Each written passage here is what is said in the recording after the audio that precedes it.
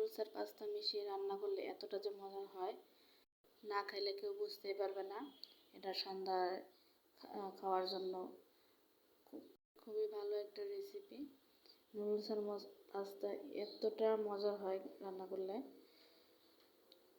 তো কীভাবে রান্না করলাম সেটাই আমি একটু শেয়ার করব।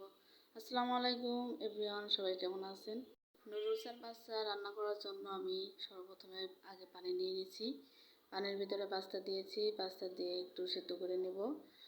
তারপরে ছোট একটা সাইজের আলু কেটে দিয়েছি, দিয়ে সাথে একটু গাজর কুচি দিয়েছি, দিয়ে একটু সেদ্ধ করে নেব। নাহলে পরে তো সিদ্ধ হবে না, এই জন্য আগেই সিদ্ধ করে নেব। তো বারবার দেখে নেব যে বেশি যেন সিদ্ধ না হয়, মানে মোটামুটি হাফ সিদ্ধ হলে হবে।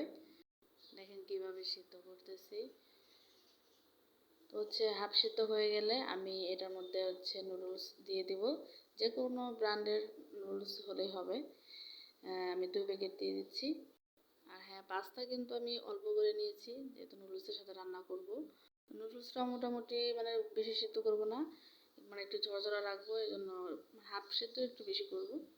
করে তারপরে নামিয়ে নেব। নামিয়ে ঠান্ডা পানি দিয়ে ভালো করে ধুয়ে নিব, যেন কোনো আঠালো ভাব না থাকে। একদম ঝরঝরে করে ফেলব। হাত দিয়ে বারবার নেড়ে চেড়ে এটাকে আমি একদম ঝরঝরে দেখব যে ঝরঝরে হয়েছে কিনা।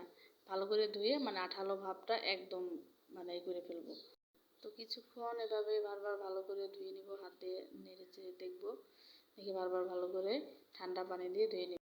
তারপরে কড়াইতে একটা প্যান দিয়ে একটা ডিম আমি ভেজে নিয়েছি। বেশি কড়া করে ভাজবো না, কাঁচা ভাবটা যেন না থাকে।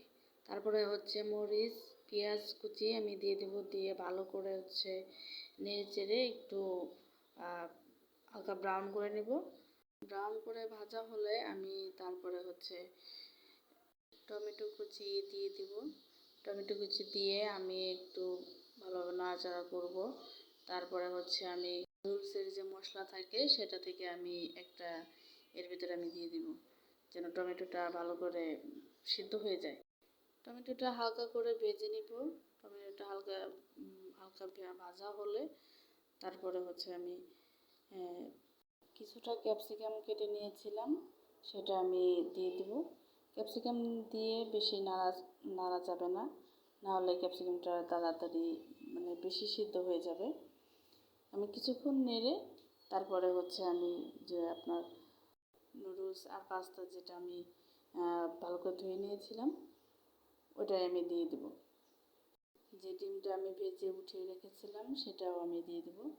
দিয়ে এখন আমি ভালোভাবে একটু নাড়বো,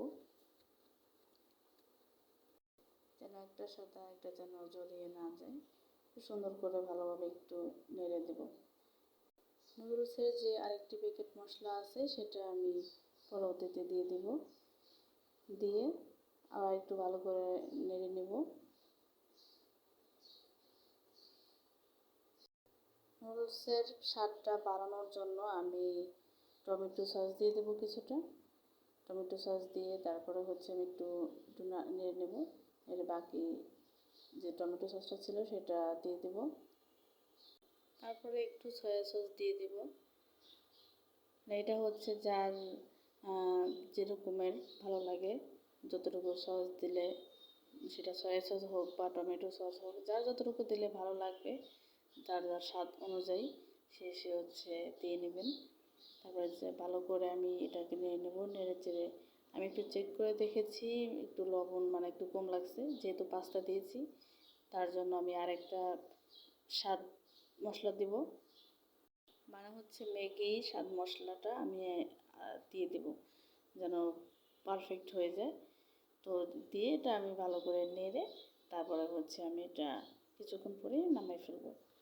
আর হ্যাঁ, জালটা আমি অবশ্যই কমিয়ে নেব, নাহলে নিচে লেগে যাবে। তারপরে আমি তাড়াতাড়ি নামিয়ে নেব, নামিয়ে সার্ভ করে দেবো। দেখেন আমার নুডলস আর পাস্তা রান্না করা হয়ে গেছে। নুডলস আর পাস্তা একসাথে রান্না করলে খুবই মজা লাগে।